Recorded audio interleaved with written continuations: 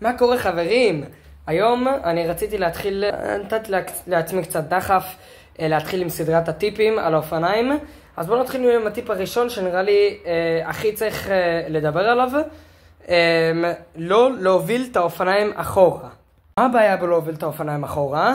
אז אני אסביר. אתם מסתכלים פה בקסטה, יש פה את השרשרת במקום מסוים, בסדר?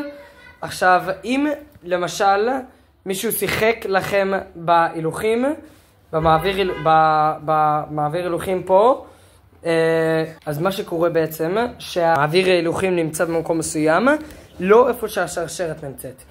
שזה אומר שהשרשרת צריכה קצת להסתדר לפני שנוסעים עם האופניים.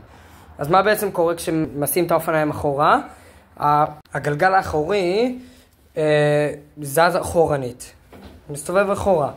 ואז במקום שהמנוף, המעביר הילוכים ייתן את השרשרת לקסטה ואז לפדלים, בדיוק ההפך קורה. ואז אתה בעצם תוקע את השרשרת לתוך המנוף במקום הלא נכון. שזה יכול לשבור גם את השרשרת, גם את המנוף, את המעביר הילוכים ואולי גם את הקסטה. אז לכן לא מזיזים בשום פנים ואופן את האופניים אחורה, אלא אם כן אתם יודעים מה אתם עושים ואתם מבינים בזה.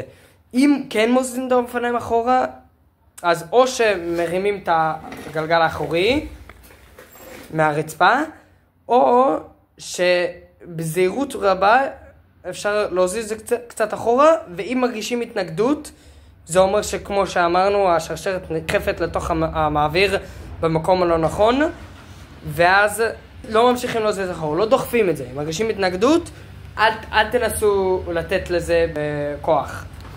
שיהיה לכם המון בהצלחה.